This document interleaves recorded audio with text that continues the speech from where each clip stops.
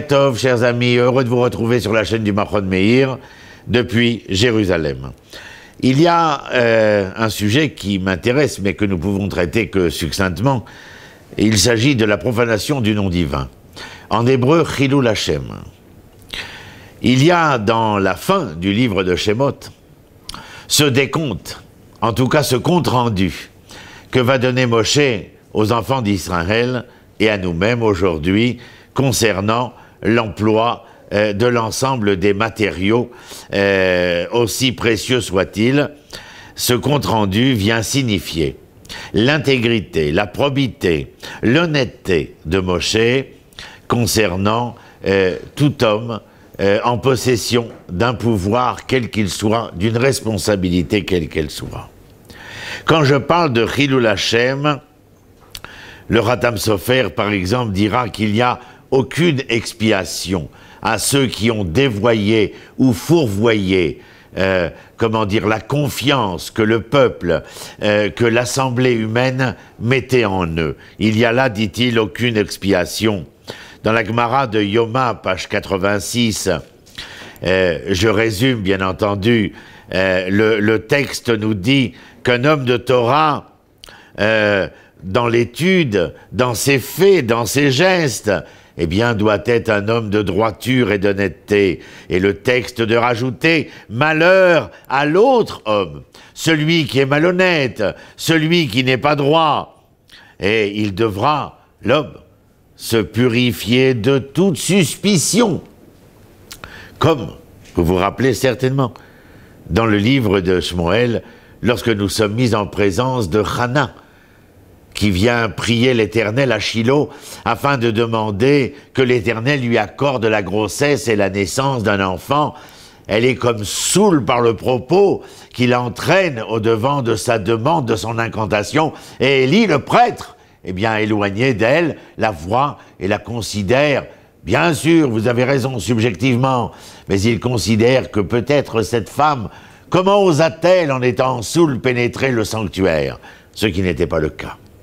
Mais le propos d'Élie est bien entendu lié à ce que nous avons précédemment énoncé, à savoir l'honnêteté, la droiture, la probité de l'homme lorsqu'il se présente devant Dieu. Mais lorsqu'il se présente devant Dieu veut dire selon la leçon du Maharal de Prague, Rabbi Yehuda Leib, lorsqu'il se présente devant les hommes. Il n'y a pas de possibilité de se présenter devant Dieu de la manière la plus honnête et la plus probante, si ce n'est que les hommes ont réussi à se présenter devant les hommes. Bien sûr, il ne faut pas soupçonner tout un chacun. Mais si nous ne devons pas soupçonner tout un chacun, nous devons, nous, vis-à-vis de tout un chacun, nous laver de tout soupçon. Le Rav Kook dans Orot HaTorah dit ainsi: de même que la grandeur divine apparaît dans l'infiniment grand, dans le macrocosme de la réalité, elle se révèle tout autant dans l'infiniment petit. Oh, ce qui me vient à l'esprit est un livre que j'avais lu il y a bien longtemps, de M. André Schwarzbart, Le Dernier des Justes. C'est cet enfant qui apprécie, bien entendu, la grandeur de l'infiniment grand de la création, de la créature, mais qui, lorsqu'il s'endort dans ce champ, est capable de s'endormir avec le songe de pouvoir se réduire à l'infiniment petit. Et lorsqu'il devient cet infiniment petit, voici qu'il perçoit dans l'infiniment petit de la création toute la grandeur de l'Éternel.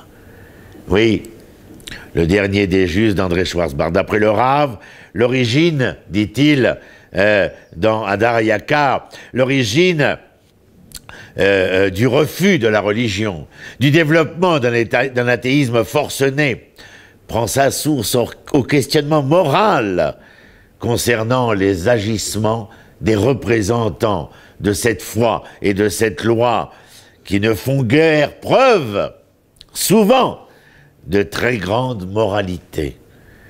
Il faut être irréprochable, nous laisse-t-il entendre. Un parallèle intéressant avec ce que nous avons dit lorsque nous avons parlé du Chilul Hashem. Chilul, Halal, c'est le creux, ce qui est vide. L'origine est le Chol, contraire au Kodesh, si le Kodesh est cette insufflation de vie. Le Chol n'en est pas la mort, mais le manque de vie, le manque de vitalité, le manque de viabilité. Voilà ce que l'Akdoucha, dans le sens de l'honnêteté, de la probité, de la droiture, est capable d'insuffler comme vie dans l'essence de ce monde en aspiration de devenir. À très bientôt sur la chaîne de Mahon Meir, depuis Jérusalem. Shalom, shalom.